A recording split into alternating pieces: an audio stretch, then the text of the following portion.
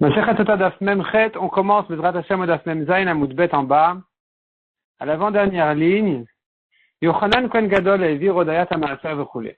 Yochanan Kohen Gadol a arrêté, a annulé la mitzvah du Vidouï Maaser. Vidouï Maaser, comme on a expliqué, c'est tous les 3 ans, un homme conclut les 3 années qu'il a fait en prélèvement et dit voilà, j'ai tout donné correctement, chaque chose à celui à qui il fallait donner. Chaque prélèvement, je l'ai donné à celui à qui il fallait le donner, et je l'ai mangé là, il fallait le manger, etc.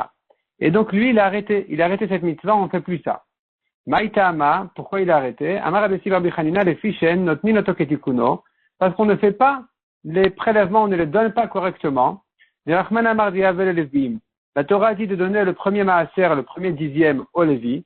Or nous donnons au Kohanim.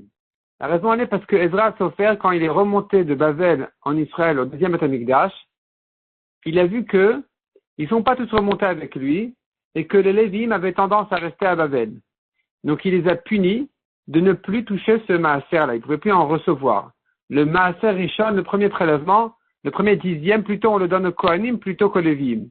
Et puisque on le donne au Kohanim et pas comme la Torah dit au Lévim, alors on ne peut pas faire ce vidouï maaser en disant voilà, j'ai donné correctement tous les maaserot. La Gemara demande velo de hachar maaserot. Il devrait quand même reconnaître le reste des maaserot en disant voilà, les autres maaserot au moins je les ai donnés correctement. Amaresh Lakish répond à la Gemara non. Kol bait shen mitvadal maaser rishon, shuven mitvadal shar maaserot. Toute maison qui ne peut pas faire le vidouille ici c'est pas un vidouille, on tape sur le cœur en disant voilà j'ai fauté. Ici vidouille ça veut dire reconnaître. On peut reconnaître des avérots, c'est le vidouille des avérots, et on peut reconnaître que j'ai fait, voilà, je reconnais que j'ai fait les prélèvements correctement. Donc ce vidouille-là qui s'appelle le vidouille maaserot, puisque du moment qu'on ne fait pas le premier maaser correctement, on ne peut pas faire un vidouille sur le maaser rishon, alors shuv en mitvader, on ne fait plus de vidouille sur le reste des maaserot. Al-shar maaserot. Maïtama pourquoi? Amar Abaya Ilo Patar Ba Ketuv Tchila. Puisque la Torah a commencé par le maaser rishon, alors, ça doit être le début. Si on commence pas par ça, on peut pas faire le reste. La Gemara demande Michael Dafoucha vous m'affraîchez. Tu me dis, il prélevait, mais il donnait pas au Lévi. Pourtant, on a appris qu'il ne prélevait pas du tout. Ve'atanya, Afou bitel et avidou ve'gazar ala demaï. Lui, Yochanan Kohen Gadol, il a annulé, comme on a dit, le vidouille maaser, et il a aussi décrété pour le demaï que celui qui achète du demaï, donc une récolte, celui qui l'achète d'un amaharet, il ne sait pas si ça a été prélevé ou pas, il doit reprélever. Les fiches de Shalach Bechol Gvul Israël, parce qu'il a envoyé, il s'est renseigné dans toutes les villes d'Israël, Vera Shem Afrishin la Trouma Gdola Bilvad, il a vu que la Trouma Gdola, le premier prélèvement qui est donné au Kohen, c'est la seule chose qui prélevait, parce que même un blé est suffisant pour tout le champ. Ou Maaser Rishon ou Maaser Sheni, mais le premier dixième a donné au Lévi, et le deuxième dixième qui est mangé à Yerushalayim, ou certaines années qui est donné aux pauvres, ces deux prélèvements-là, c'était pas évident, pas tout le monde le faisait. Miksatan me'asrin ou miksatan al me'asrin. Certains faisaient et d'autres ne prélevaient pas. Amar lehem banaï. Il leur a dit, mes fils, bo v'omar lachem, venez, je vous apprends. Keshem shetrouma gdola yesh ba'avon mita. De même que le premier prélèvement, la première trouma qui est donnée au Kohen, si on ne l'a pas prélevé, celui qui mange les fruits, il est chayav mita, car troumat maaser, de la même manière, s'il y a un troumat maaser qui est le dixième du dixième, le Lévi reçoit son maaser rishon, un dixième, il doit prélever de là, sortir un dixième de son dixième, le donner au Kohen. C'est ce qu'on appelle troumat maaser. Ça aussi, ça rend chayav mita, si ça n'a pas été prélevé correctement. Vetevel, et de même si on n'a pas terminé tous les prélèvements, donc c'est encore tevel, non prélevé, yesh ben avon mita, celui qui les mange, il est chayav mita. Et donc, Amad Vidkilem, c'est pour ça que Yochanan Kohen Gadol s'est levé et a institué que le karperot me'amaharetz mafrish men maaser rishon ou maaser sheni. Celui qui achète des fruits d'un amaharetz, il fait le premier maaser et le deuxième aussi. Il prélève un dixième pour le Lévi et un dixième qui est destiné à être mangé à Yerushalayim. Maaser rishon, le dixième qui doit être donné au Lévi. Mafrish men atrumat maaser, il en prélève un dixième. Un dixième de ce dixième, il doit prélever. Venotna la Kohen, il le donne au Kohen parce qu'il n'a pas le droit de le manger. C'est interdit à celui qui n'est pas Kohen de manger cette troumat maaser. Tout ce qui est troumat est interdit à celui qui n'est pas Kohen. Donc Venotna la Kohen, ou maaser sheni, le deuxième dixième, olève Yerushalayim, il le mange à Yerushalayim comme il faut. Maaser Rishon ou Maaser Ani, mais le dixième qu'il a donné au Lévi, en dehors de son prélèvement de Toumat Maaser. Donc les 9 parties de ce dixième-là, qui restent, après qu'il a donné la 10e partie de ce Maaser au Kohen, il reste 9 parties de ce dixième. Ces 9 parties-là, il peut les manger. De même, ou Maaser Ani, le deuxième Maaser Sheni, certaines années on le mange à Yerushalayim, il a qu'à le manger là-bas, mais les années 3 et 6, il doit le donner aux pauvres. Et donc pendant ces années-là, quand vient le Lévi réclamer son Maaser Rishon, ou vient le pauvre réclamer son Maaser Ani, il peut leur dire, écoutez, moi j'ai acheté ces fruits-là d'un Amaret, peut-être qu'il a déjà fait ses prélèvements. Donc si vous voulez que je vous donne, à vous de prouver. Pourquoi? Parce que nous avons une règle qui dit, Amotzi Michavero Alav Araya. Celui qui prend de son ami, à lui de prouver.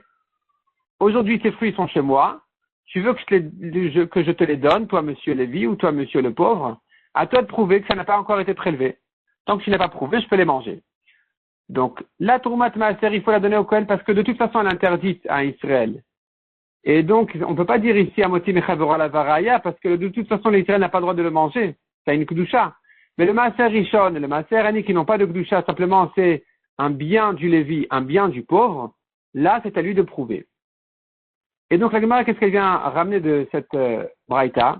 Elle vient demander, en fait, tu vois qu'il y avait un problème sur le prélèvement lui-même. C'est pas qu'il prélevait et qu'il donnait au Kohanim au lieu de donner au Léviim. Pire que ça, il prélevait pas du tout. C'était pas évident qu'il prélève du tout. Donc tu devrais dire que la raison pour laquelle il a arrêté Yochanan Kohen Gadol, le Vidouï Maaser, n'est pas parce que uniquement ça n'a pas été donné à qui il fallait, mais plus que ça n'a pas été prélevé du tout pour certains.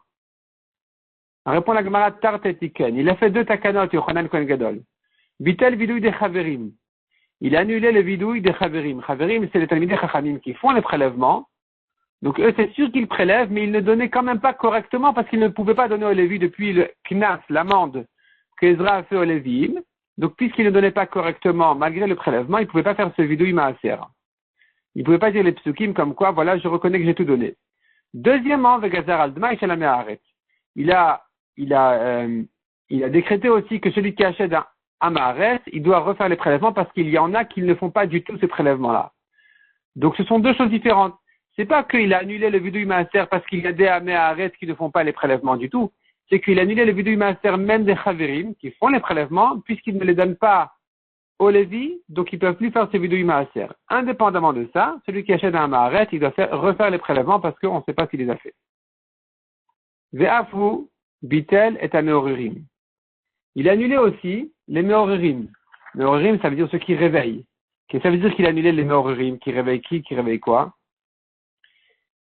Alors la Gemara explique, donc c'est toujours Yochanan Kohen Gadol. Il a annulé les meoririm et les noksim. Les meoririm, ça veut dire quoi? Maï meoririm, Amar Achvar. Achvar, c'est le nom d'un chacham. Mais chol yom bayom sheyomdim levim al duchan.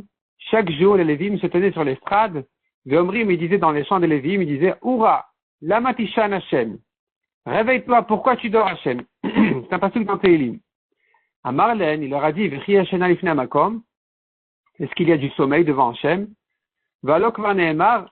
Hinne le hanou v'leishan shomer Israël. Le pasuk nous dit déjà Hashem ne dort pas. Le gardien d'Israël ne dort pas, ne somnole pas, ne dort pas. Et la bisman chez Israël, shrouin betzar vovde kochavim benachat. Alors que veut dire le pasuk réveille-toi? Ce pasuk a fait allusion au moment où Israël sont en détresse et les goïms sont tranquilles, benachat veshalva, ils sont en paix, tranquilles. Juste ça on dit réveille-toi, pourquoi tu dors Hashem? Mais c'est pas qu'il dort vraiment. Donc pour que les Lévim le disent chaque jour, c'est pas possible. C'est pas possible que chaque jour, chaque matin, les Lévim ils disent ça sur l'estrade. Donc il a annulé ce me'orerim là, ces gens-là qui réveillent, soi-disant qui réveillent Hashem. Deuxièmement, il a arrêté aussi vet nokfim. Maï nokfim, ça veut dire quoi nokfim? Amar Rabbi Damar Shmuel, Shayum Esartin, Lagal Ben Karnav, il blessait le veau entre ses cornes, que des chipol d'un be'enav, pour que le sang tombe dans ses yeux, et qu'il puisse le retourner pour lui faire la shrita du korban. Atayu batil, lui, il a annulé cette habitude, Mishum de Mirze Kimuma. On dirait qu'ils sont en train de faire ici un défaut dans le korban, donc il a dit on arrête avec cette habitude-là. Mais Matni Tatana, qu'est-ce qu'il faisait dans la Braïta? On dit, il le frappait avec des bâtons pour le retourner, et pour lui faire la shrita de la même manière qu'on faisait pour les sacrifices devant la Vodazara. Amar Elaim, il leur a dit, jusqu'à quand vous donnez au misbeach à manger des nevelot, des cadavres? La Gemara demande nevelot, hashachit leu. C'est pas des nevelot, il leur fait la shrita. Après ces coups-là, il lui fait la shrita. Et la trefot, c'est des trefot. Trefot, c'est autre chose que nevela. Nevela, c'est une bête qui est morte toute seule. Trefot, c'est une bête qui a des problèmes dans ses organes. Et donc ici, on doit craindre que à cause de tous ces coups-là, il est devenu taref. Shemani kav krum shel moach. Peut-être que la membrane de son cerveau s'est percée, qu'il a eu un problème avec tous ces coups-là, et donc ça est devenu taref. Et comment tu donnes un misbeach à manger un korban taref? Amad vitkilem tabot bakarka, donc il a institué qu'on arrête avec tout ça, on arrête avec les coups de bâton, on arrête avec les blessures, et donc il a fixé des grands anneaux sur le sol de la Hazara, dans lesquels on rentre le cou de la bête pour lui faire la shrita. Adiama vaya patish make Yerushalayim, la Gemara explique becholosh al moed. Le marteau frappé à Yerushalayim, le problème était que ça se passait à Chol Moed parce que les gens avaient besoin pour une raison de davara aved. Si c'est un travail perdu, on a le droit de faire Chol Moed. Mais comme tu entends le marteau taper, on ne sait pas pour quelle raison. On ne sait pas pour quelle raison il y a les marteaux qui tapent dans tous les sens. Et donc on va croire que c'est pas davara aved. Et donc il a arrêté complètement il a arrêté complètement les marteaux, même pour davara aved de Chol Moed. De son temps, un homme ne devait pas demander sur le demaï. Est-ce que il ne demandait plus à son vendeur est-ce que tu as fait les prélèvements? Kédé Amaran, comme on a dit, qu'il a institué de refaire les prélèvements une fois qu'on a acheté du Amaret. Et comme on a dit, pas tous les prélèvements complètement, il faut faire les prélèvements, les mettre de côté, mais une partie il peut les manger pour lui-même. Ce qu'il faut donner aux autres, si c'est au Kohen, il doit donner. Si c'est pas au Kohen, au Lévi ou au pauvre, il peut manger tout seul. Si c'est à Yerushalayim, il va le manger à Yerushalayim. C'est ce qu'on fait aujourd'hui aussi. Aujourd'hui, dans les prélèvements qu'on fait aujourd'hui, on doit faire tous les prélèvements qui sont, premièrement, Trouma Gdola. La première Trouma, on fixe un endroit dans les fruits qui sera la Trouma. Et donc, en fait, on la met de côté depuis le début de manière à la jeter ensuite parce qu'on n'a pas le droit de la manger. De même, un dixième qui devient Maaser Rishon, duquel on extrait un dixième qui est un centième de la totalité des fruits, qui sera mis aussi de côté avec la Trouma Gdola. C'est pour ça qu'on dit toujours, plus qu'un centième, je mets ici de côté. Le surplus au-delà du centième, c'est la Trouma Gdola qui sera donnée au Kohen. Le centième lui-même et encore 9 centièmes, ça fait en tout un dixième sera Maaser Rishon. Le centième devient le Maaser Mina Maaser, la Troumat Maaser qui devrait être donnée au Kohen et qui va donc aller malheureusement à la poubelle, enveloppée à la poubelle. Et donc voilà, qu'elle deviendra donc Troumat Maaser sur le Maaser, sur les 9 autres parties de ce dixième-là. Et encore un dixième que je fixe à tel endroit, au nord, au sud ou à droite, à gauche, selon chacun sa version. Et donc ce deuxième dixième-là, pendant certaines années, il est Maaser Sheni. Il devrait être mangé à Yerushalayim. Aujourd'hui, on le rachète sur une pièce. Et bon, il y a des halakhot comment le racheter, mais en tout cas, c'est le principe du prélèvement. Et si ce sont des années de Maaser Ani, alors il est prélevé déjà, et je ne le donne pas aux pauvres parce que va prouver que ça n'a pas déjà été prélevé, donc je peux le manger, ou bien, si je suis certain, je le donne à un pauvre. Mishnah suivante. Mishébatla Sanhedrin, Batal Ashir mi Bet Amishtot. Depuis que s'est annulé le Sanhedrin, le Beddin à Yerushalayim, Batal Ashir s'est arrêté le chant mi Bet Amishtot dans les festins. On n'a plus le droit de chanter. Chez Neymar, Béchir, le Ishtuyain de Gomer, comme dit le Passouk, Béchir, avec chant, le Ishtuyain ne peuvent pas boire du vin. C'est pour ça que dans les grands repas, on n'a pas le droit de mettre de la musique et des chants, sauf si c'est un repas de mitzvah. Mishemet Unevim Arishonim, depuis que sont morts les premiers prophètes, Batlu Urim Betumim, se sont arrêtés les Urim Betumim qui étaient dans le Choshen, sur le Kohen Gadol. Le Kohen Gadol portait des noms d'Hachem qui s'appelaient Urim Betumim et qui donnaient des réponses aux grandes questions. On va à la guerre, on va pas à la guerre, on va conquérir, on va pas conquérir, etc. Ces questions-là était adressé au Kohen Gadol, qui voyait la réponse sur les Urim et Tumim. Sur le Choshen, il voyait les lettres qui éclairaient. Et qui donnait en fait une réponse à la question qui a été posée à voix basse. Il n'entendait même pas la question. Il disait simplement directement la réponse qu'il voyait. En tout cas, ce Urim et Tumim là, il s'est arrêté quand les Nevi'im Arishonim sont partis. Les premiers Nevi'im, c'est fini, donc c'est fini les Urim et Tumim. Mishacharav Bet Hamikdash Batal Shamir. Depuis que le Bet Hamikdash s'est détruit, on a perdu le Shamir. On verra dans la Gemara ce que c'est. Venofet Soufim. On verra aussi dans la Gemara ce que c'est. En principe, ça veut dire les fruits doux.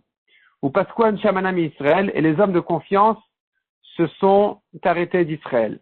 Chez Neymar, comme il est dit, Oshi Hashem ki gamar chassid ki fasu emunim ibn Adam. Délivre Hashem ki gamar chassid, il n'y a plus de chassid, fasu emunim, on n'a plus d'hommes de confiance. Rabban Shimon Gamliel Omer, Eid Rabbi Yoshua, il a témoigné Rabbi Yoshua, Miyam Shecharav Bet Hamikdash, En Yom She'en Bo Klala. Depuis la destruction du Bet Hamikdash, il n'y a pas un jour qui n'est pas maudit, dans lequel il n'y a pas de malédiction. Velo yaradat livracha, même la rosée n'est pas tombée pour la bracha. Venital tam aperot, et on a perdu le goût des fruits. Rabbi Yossi Omer atnital shuman aperot. Même les fruits étaient très gras, même ça on a perdu. Rabbi Shimon ben Elazar Omer, atahara natla et hareach, il dit comme ça, la pureté natla et hareach a pris l'odeur. Ça veut dire depuis que on ne garde plus la tahara, alors la tahara bien sûr, il ne s'agit pas de la tahara qu'il faut garder encore aujourd'hui. On parle de la tahara pour un mort par exemple, ou pour un reptile par exemple, et depuis qu'on ne peut plus garder cette tahara, ce niveau-là de tahara, de manger les fruits et de manger ce qu'on mange betahara, il n'y a plus l'odeur qu'il y avait dans les fruits. Hamasrot natlu et shuman adagan. Et les prélèvements, depuis qu'on ne les fait plus correctement, ils ont pris avec eux, quand ils sont partis, donc les prélèvements sont partis, entre guillemets, et ils ont retiré avec eux shuman adagan, la graisse de la récolte. C'est plus gros. Les Chachamim disent la vera du znout et des kshafim, la magie, la sorcellerie, qui le takol, ils ont tout fini, tout abîmé. La Gemara demande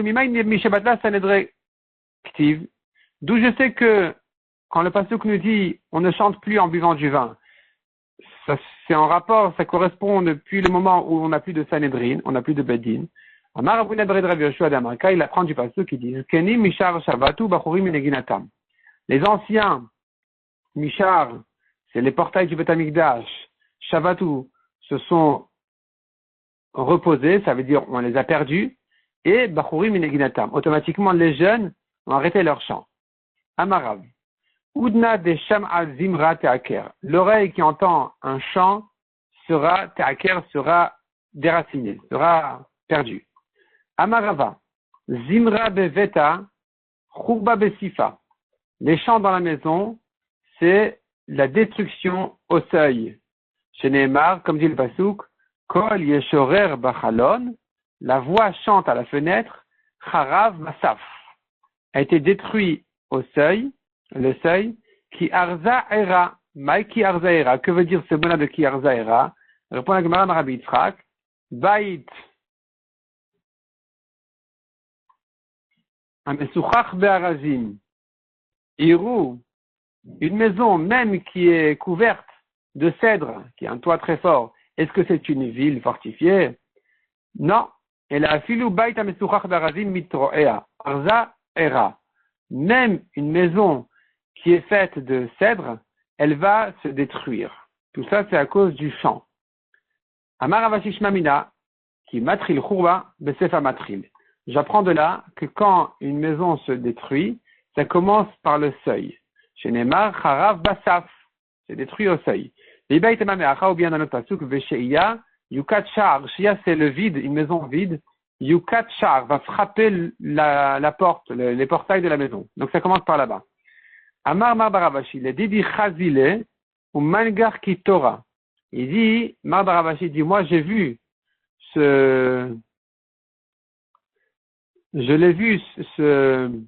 Rashi explique que quand la maison est vide, il y a des shindalettes qui rentrent là-bas et qui qui dansent là-bas, qui encornent et qui abîment et qui détruisent la maison. Et donc il dit, voilà, je l'ai vu. Et au Malgach, il encorne qui t'aura comme un taureau. Amaravuna. Zimra de Nagde ve Bakre Share. Le chant que font Nagde ve Bakre. Nagde, c'est ceux qui tirent les bateaux avec des cordes. Et ils ont un chant rythmé pour les encourager à travailler. Bakre, c'est les chants que les bergers des taureaux, ils chantent pour à nouveau rythmer les taureaux à travailler, à avancer dans le champ sur les lignes qu'il faut. Chari, ça c'est permis, parce que c'est du travail, ça fait partie du travail. C'est pas un chant pour le plaisir. Par contre, de Garda et Assir. Le chant que les tisserands, ils chantent, ça c'est un amusement, c'est interdit. Ravuna, Batil, Zimra. Ravuna a annulé les chants, et ça a amené une abondance. C'est-à-dire cette participation au deuil de la destruction du Beth Amikdash, d'avoir arrêté les chants, ça a amené une abondance qui a fait que Kam Mea Avze Bezouza se sont tenus au marché 100 wa pour un zouz, ou Mea Seachite Bezouza, et 100 quantités de CA de blé pour un zouz, donc ça coûtait vraiment rien, les volailles et la récolte.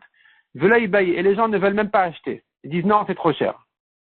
Atar Avriza Zaldilbe, il est arrivé à Avriza, et il a un peu négligé cette interdiction, il a laissé chanter. Et Iba'ay Avza Bezouza Velomistakar. L'abondance était perdue, à tel point que quand on cherchait une volaille pour un zouz, alors qu'on en avait 100 pour un zouz, maintenant, un pour un zouz, on ne trouvait même pas. Amar Rav Yosef, l'Agma continue et dit, Zamre Gavre Vane Leshe, les hommes chantent et les femmes répondent en chantant. Pritsuta, c'est un manque de tniout. Zamre Neshe Vane Gavre, pire que ça, si les femmes elles chantent et les hommes y répondent, Ke'esh bin Oret. C'est comme du feu sur du lin, ça prend tout de suite feu. Le Yetzirah, il s'enflamme. Les Mainas Kamina, quelle importance de savoir si c'est un degré plus grave ou moins grave de manque de tsniout, les Vatula Mekamea. Si on voit qu'on n'arrive pas à convaincre les gens d'arrêter, alors d'arrêter complètement cet amusement-là idiot, alors au lieu de leur dire on arrête tout et qu'ils vont pas écouter, on leur dit écoutez, si on continue comme ça, au moins que ce soit pas les femmes qui chantent et les hommes qui répondent, mais le contraire, les hommes qui chantent les premiers et les femmes qui disent après, de manière à ce que les hommes ne se concentrent pas au chant des femmes. Et donc, les Vatuleha Nekamea. D'abord, il faut annuler cette première habitude mauvaise que les femmes commencent les premières à chanter. Et après, on passe à annuler la deuxième étape qui est d'annuler aussi le fait que les hommes chantent et les femmes répondent ensuite. Amar Rabbi Yochanan. Kolachate Barba Minezemer. Celui qui boit du vin, accompagné de 4 instruments de musique.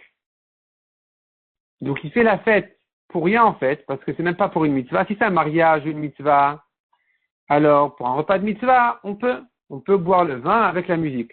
Mais si c'est boire du vin avec musique sans raison de mitzvah, ça on a dit c'est interdit. Et c'est tellement grave, mais vi chamesh pour aniot kaolam. Il amène 5 punitions au monde. Chez Nehemar, comme dit le pasuk, hoi mashkime baboker. Malheur à ceux qui se lèvent tout le matin et que, shechar yirdofu, ils courent après l'alcool. Mais après baneshef, ils se couchent tard le soir, yain yadlikem. Le vin les allume. Ve'aya kinor venevel tof vechalil. Ve'yain mishtehem. Et ce sera kinor, c'est l'arpe ou le violon. Venevel. Donc kinor, venevel, c'est l'arpe et le violon. Tof, tambour, vechalil et flûte. Ve'yain mishtehem. Donc ils sont accompagnés de musique en buvant leur vin. Ve'et poil Hashem le'avitu. Ils ne regardent pas poil Hashem, l'action d'Hashem. Ça ferait peut-être allusion à la destruction du Beth Amikdash. Au lieu de voir que le Beth Amikdash est détruit, et ils se permettent le vin à la musique. Maktiv Acharav, quelles sont les punitions sur ça? Nous avons là-dessus 5 châtiments, comme on a dit. La reine Gala ani miblidat. Premièrement, il va partir en exil, mon peuple, miblidat, sans savoir, chez Gormin Galut Laolam. Ils amènent l'exil au monde. Uchvodo Meteraav, chez Mevin Rav Laolam. Ils amènent aussi la famine au monde. Vehamono, donc Kvodo, Kvodo, c'est son honneur, en fait, ça fait allusion au peuple qui va souffrir de famine, donc d'exil, de famine, de soif aussi, comme dit tout de suite le pasuk, Vehamonot Sichetama, et ses troupes, et c'est Amonot, c'est le grand peuple, qui souffre de la soif. Chez Gormin, qu'est-ce que ça veut dire? C'est quoi la soif? Chez Gormin, la Torah, chez Tishakach Milomdea. Que là, ils font que la Torah s'oublie de ceux qui l'étudient. Donc, ils sont encore assoiffés à étudier parce qu'ils n'arrivent pas à garder leur Torah. Vaishach Adam, Vaishpal Ish. Chez Gormin Shiflut, alors, la traduction du pasuk Vaishach Adam et l'homme, c'est plié, c'est courbé. Vaishpal Ish a été rabaissé l'homme. Qui c'est l'homme dont on parle ici? Chez Gormin Shiflut, il provoque un rabaissement, les sonos chez la Kadosh Baruch Hu, à l'ennemi de la Kadosh Baruch Hu. Donc, Ish fait allusion à Kadosh Baruch Hu. Sur lui dit le pasuk qui s'est rabaissé. Ben Ish et la Kadosh Baruch Hu chez Nehemar. Hashem Ish Milchama, on voit que Hashem s'appelle Ish, parce que dit le pasuk, Hashem, homme de guerre. Et quoi encore? Ve'enek voim tishpalna. Ça veut dire quoi? Les yeux des grands vont se rabaisser chez Gormin Shiflut chez l'Israël. Ça provoque un rabaissement à Israël. Ou Maktivachara, qu'est-ce qu'il est écrit après tout ça? La reine, c'est pour cela, on tourne la page. Irchivashol nafsha ou para pia livlichok, veyarad hadara ve'amona ushona ve'ilesba. Donc, Irchivashol nafsha, ça veut dire après toutes ces punitions-là encore, ils vont tomber au Gehinom. Sheol, c'est le Gehinom. Irchiva nafsha, c'est élargi pour les recevoir et les avaler, Terechaim. Ou para pia livlichok, il a ouvert grand sa bouche, sans limite. Veyarad hadara ve'amona ushona, et va tomber dedans. Tous ces grands peuples, ces grandes troupes, elles vont tomber dedans. Vers l'Asba, il va se réjouir là-bas dans le Gehinom. Donc ça veut dire, en fait, ils vont tous tomber au Gehinom à cause de cette avéra-là comme on a dit, de se réjouir au vin, à la musique, au lieu de se souvenir de la destruction du Beth Amikdash et se mettre en deuil pour ça. C'est pour ça que la musique a été interdite tellement durement, comme on a vu ici dans la Gemara.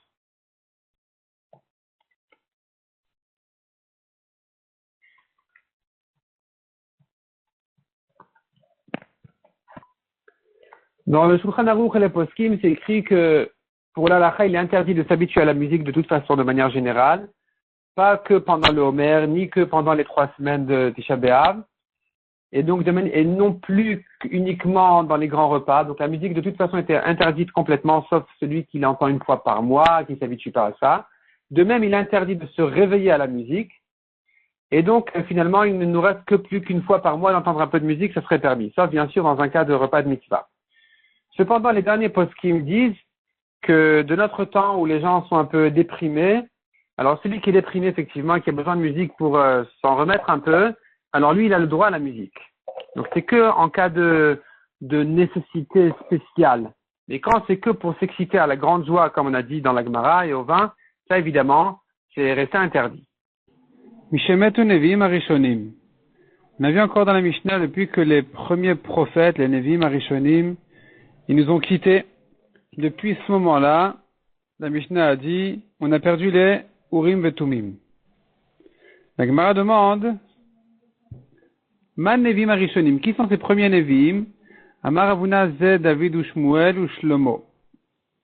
David ou Shmuel ou Shlomo. Selon la correction sur le côté, c'est Shmuel, David et Shlomo selon l'ordre de l'âge. Et donc depuis Shlomo, on n'a plus les Urim Vetumim. Rav Nachman Amar Bimei David, Zimnin Salik ve Zimnin lo Salik. Rav Nachman dit que du temps de David déjà, des fois les Urim Vetumim répondaient aux questions, des fois non. She'arei Sha'al Tzadok Sha'al Eviatar velo Altalo. La preuve c'est que Tzadok, à Cohen, quand il a demandé dans les Urim Vetumim, il a reçu une réponse. Eviatar, par contre, n'a pas reçu de réponse. Donc tu vois que c'était pas évident. Du temps de David, déjà, c'était pas évident de recevoir une réponse du Urim Vetumim. Chez Neymar, comme il est dit, Vayal Eviatar. Eviatar est monté, ça veut dire qu'il a été renvoyé de la Keuna parce que il n'a pas obtenu de réponse de Urim Vetumim. Donc Tzadok a pris sa place et lui a été répondu par les Urim Vetumim. Metiv Rabba Bar Shmuel.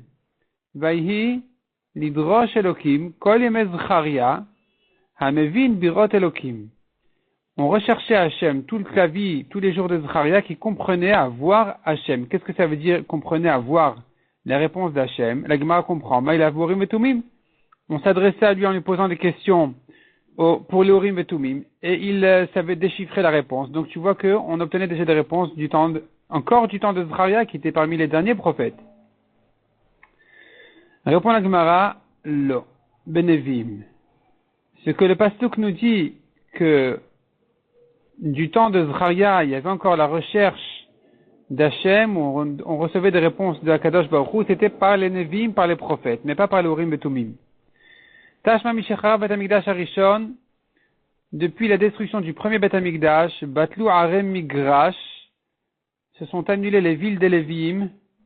Arem Migrash, c'était des villes qui étaient entourées de terrains vides, ou Pasku Urim et Tumim. Et se sont arrêtés aussi les Urim et Tumim. Donc tu vois que les Urim et Tumim, on les a perdus depuis la fin du premier Bet Hamikdash.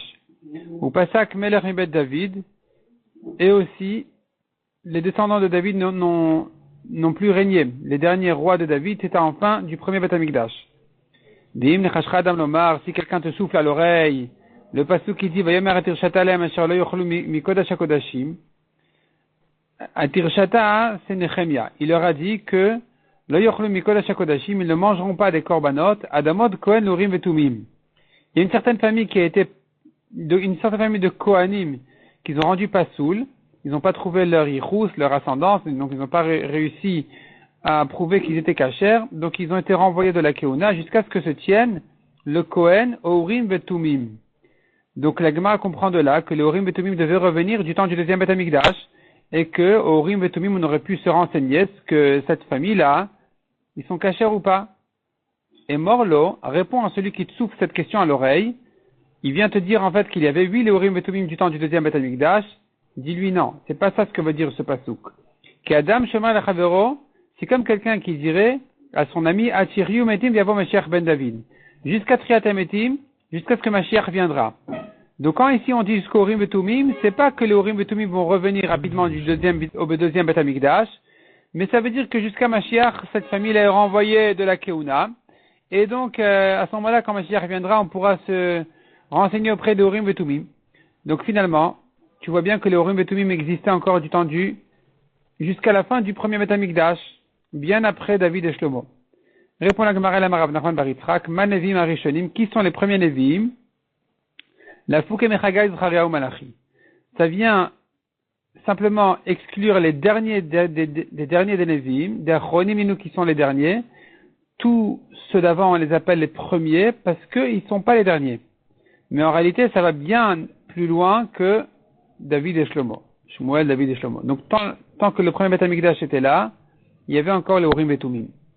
Les Tanu Rabbanan, Mishemetu Chagai Zcharia ou Malachi, quand sont morts Chagai, Zcharia, Malachi, les trois derniers Nevim, Nistalka Ruach HaKodesh Misraël, s'est retiré la névoie d'Israël. Il n'y avait plus de prophéties, ils étaient les derniers prophètes. C'est pour ça qu'on les appelle donc les derniers, et jusque, ça s'appelle encore les premiers, et donc, tant qu'on était dans le premier Bet Hamikdash, avant Zecharia, Chagai et Malachi, eh bien, il y avait encore les Urim et Tumim. Mais Afal Piken, malgré qu'on a perdu la névoie, il n'y avait plus de prophètes après Chagai, Zecharia et Malachi, malgré tout, Yumishtamshim et Batkol. Ils recevaient des réponses encore, ils utilisaient des renseignements ou des annonces du ciel par une Batkol, une voix céleste qui leur disait. Une fois, ils étaient assis à table à l'étage de Bet Gouria dans la ville de Yericho, les Chachamim, Natna len Batkol, Mina Shamaim, une voix céleste est sortie et leur a dit, il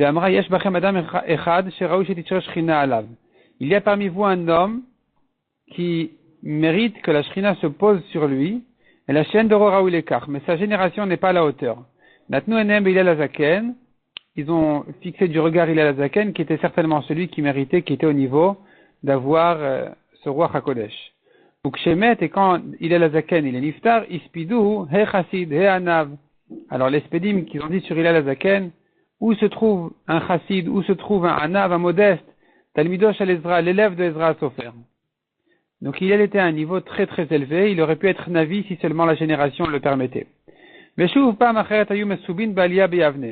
Autrefois encore, ils étaient installés à l'étage de Yavne. À nouveau, une voix du ciel est sortie et leur a dit, il y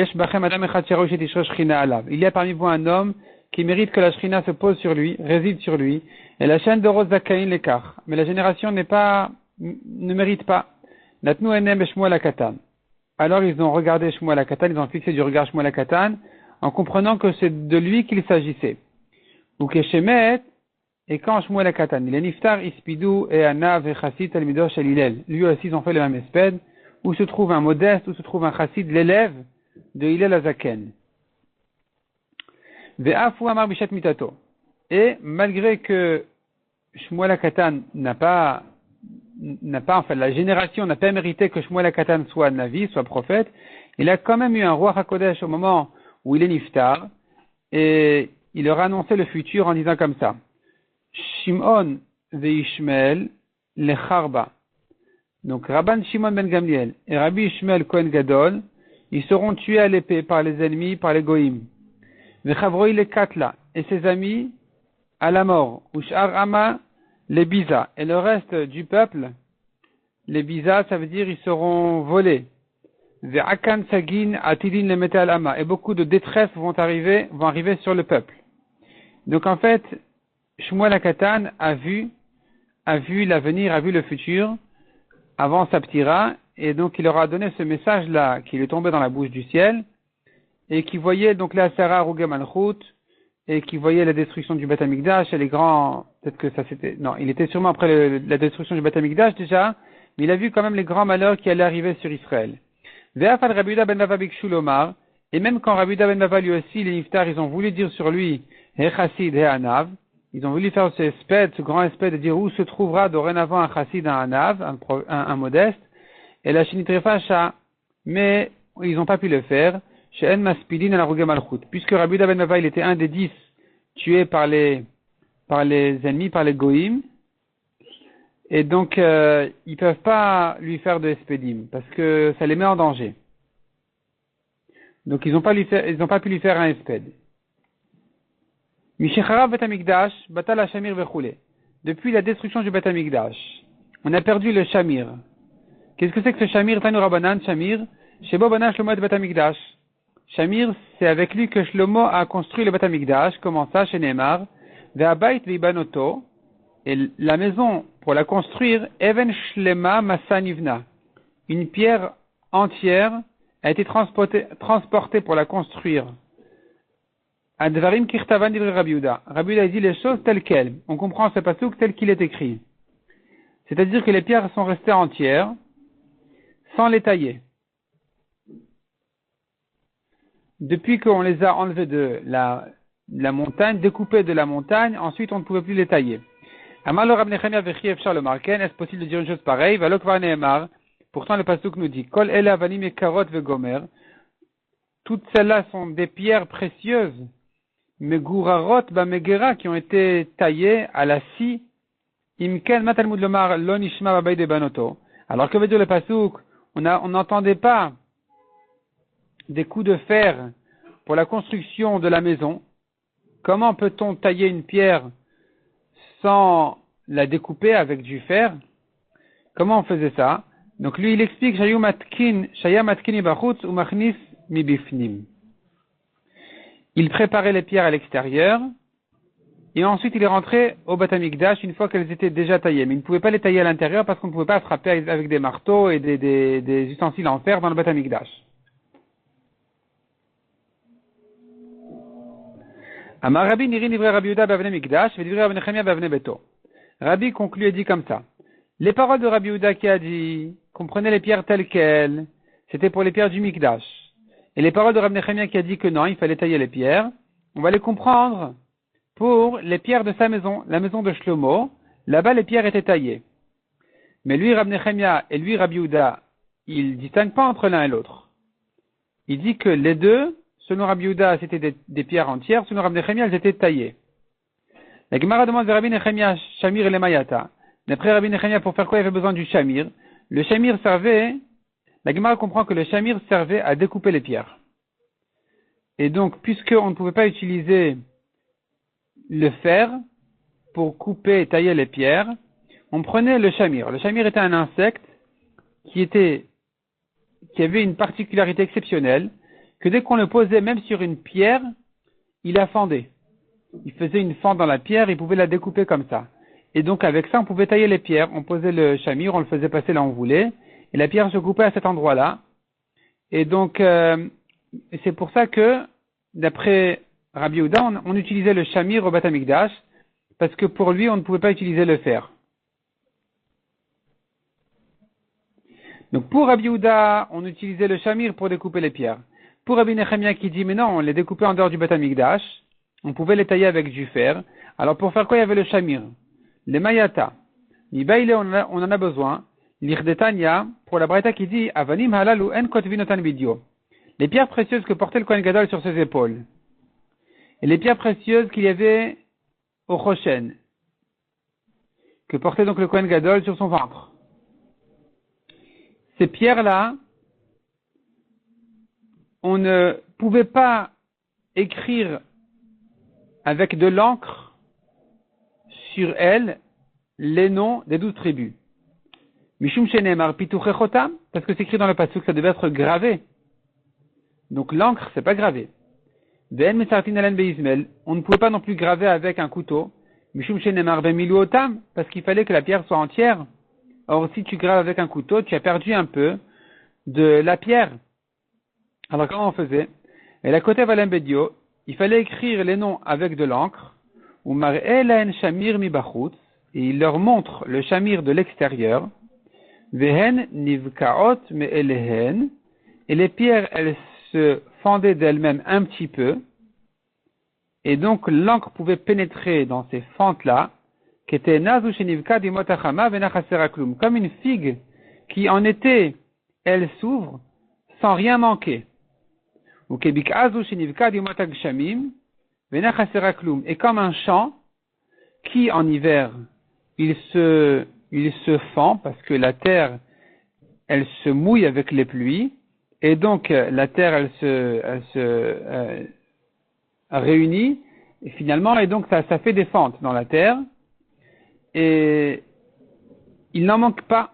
Ici aussi, le shamir, il faisait des fentes sans rien perdre de la pierre. Tanou Rabbanan, shamir zebriato keseora, ce shamir-là, il était petit comme de l'orge, ou Misheshet Yemeh Bereshit Nivra, et il a été créé aux 6 jours de la création. Ven kol davar caché achol amod de fanal, et rien de dur ne peut résister en face de lui. Mais même Shamrin, comment on le garde? Ce shamir en question, korchin oto bisfogin shel tzemer, on l'enveloppe dans des bisfogin shel tzemer, dans de la laine, ou dans des éponges de laine, ou manichin oto, parce que tu peux le mettre que sur de la laine, si tu le mets sur de la pierre, ça va se fendre. Ou manichin oto, be Itni shel avar, melea soubes seorin. Et donc on le gardait dans Itni shel avar, ça doit être un pot de plomb. Melea soubes seorin, plein de soubes, c'est de la paille d'orge. Amar Rabbi Ami mishechav migdash rishon batla shira paranda. Donc, on a terminé avec le shamir. On a dit que le shamir, dès que c'est détruit le Beth Amikdash, on a perdu ce shamir en question. La Gemara continue et dit, Mishecharav Mikdash Rishon, depuis la destruction du premier Beth Amikdash, Batla Shira Paranda, on a perdu Shira Paranda qui doit être un tissu en soie très important, ou Zruchit Levana. Et Zruchit Levana, c'est une espèce de verre. Tanya Namiachi, Mishecharav Mikdash Rishon, Batla Shira Paranda ou Zruchit Levana, donc ces deux choses-là on les a perdues. Verechev Barzel et le char de fer. Veyashomrim, il y en a qui disent, Afiain Karu Shaba Misnir, un vin dur qui vient de Snir, Adome Kigulet Vela, qui est épais comme des figues, des gâteaux de figues.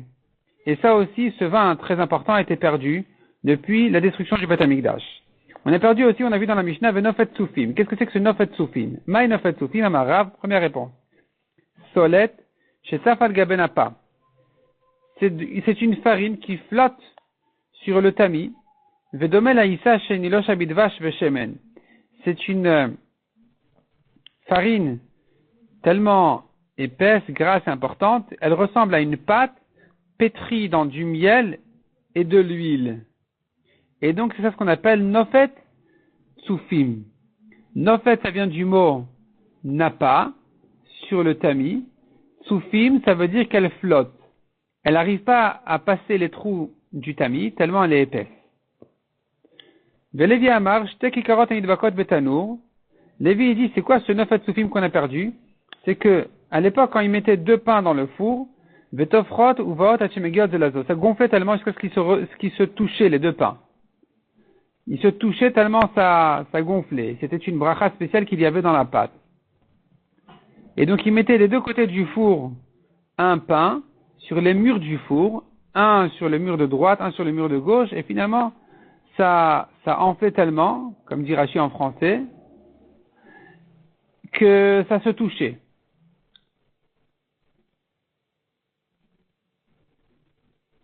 Donc le mot tsufim d'après ça veut dire il flottait et il montait beaucoup. Et le mot nofet, Rachi explique,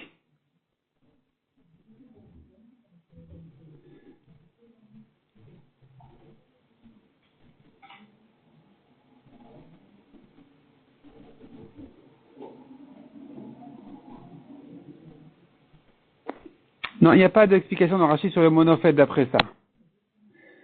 Rabbi Yoshua ben Levi Amar, Zedva Shaba Mina Tzipia. Rabbi Yoshua ben Levi explique, ce nofet tsufim, c'est un miel qui vient de Tzipia. Ça, c'est nofet tsufim. Tsufim, ça vient de Tzipia. Maï mashma. Comment tu entends ça dans le pasouk? Kedemetargem Rav Sheshet. Comme ce que Rav Sheshet traduit dans le pasouk.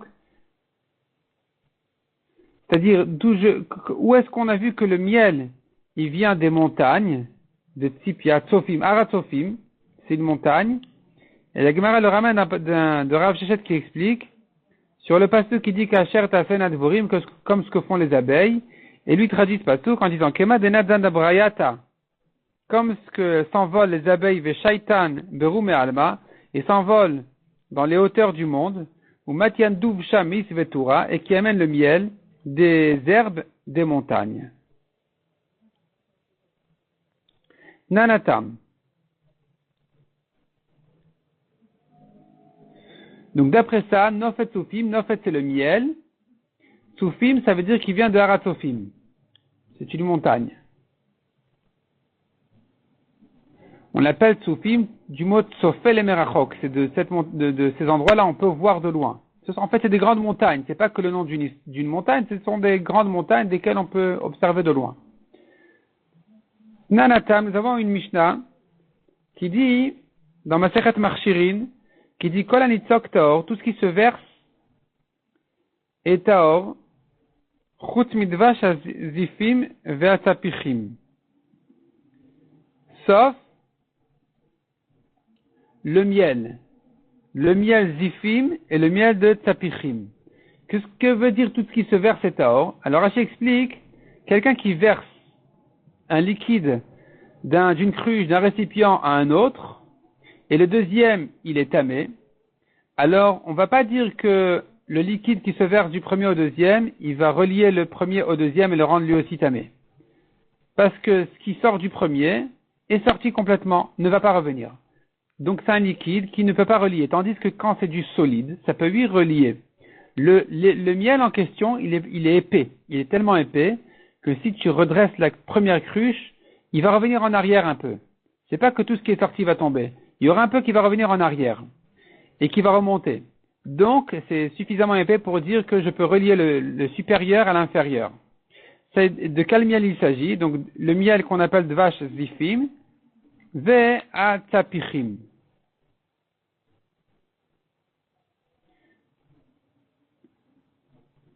Maï zifim, qu'est-ce qu'on appelle le miel zifim? Amar Rabbi Yochanan dvash emezaifinbo. C'est un miel qu'on le falsifiait. Il était tellement important, tellement cher, qu'on mélangeait un peu d'eau dedans, un peu de vin dedans, et ça ne se voyait pas. Et donc il se vendait au prix du miel. Donc on l'appelle zifim du mot ziouf, mais zaifinbo. On trompait avec. Mais Resh Lakish Amar al Shem Ekomo. Resh Lakish dit non, c'est le nom d'un endroit, qui est décrit comme il dit Zif, Vetelem ou Alot. Ce sont des noms de villes. Donc tu vois que Zif, c'est le nom d'une ville, c'est pour ça qu'on appelle Zifim. Kaïtia Badavarata Omer. De même, nous avons encore un autre passage qui dit, Bevoa Zifim va rouler Shaoul à David de Gomer. Quand sont venus les Zifim, donc ce sont les habitants de Zif, et qui ont raconté à Shaoul que David se cachait chez eux. Maï Zifim. La Gemara dit pourquoi on les appelle les Zifim, ces gens-là. Amarabi Yochanan ben Adam Amezaïfin Ivrem, c'est des gens qui trompent leurs paroles, des menteurs, et qui racontent du Lachon Hara, voilà qui dénoncent David à Shaoul. Alors que David se sauvait de chez Shaoul, ils sont allés le dénoncer. On ne pouvait pas leur faire confiance. C'est des menteurs, ils ont trahi la confiance de David. On les appelle Zifim sur ça. Mais en tout cas, Zif, de toute façon, c'est le nom d'une ville. Mais Rabbi Elazar Amar Hashem Ekoman, voilà Rabbi Elazar qui dit que les Zifim dont on parle par rapport à David, ça ne veut pas dire des trompeurs, mais c'est tout simplement le nom de leur ville qui est dirtive Zif Vetelem ou Parlot. Donc tu vois que Zif, c'est le nom d'une ville.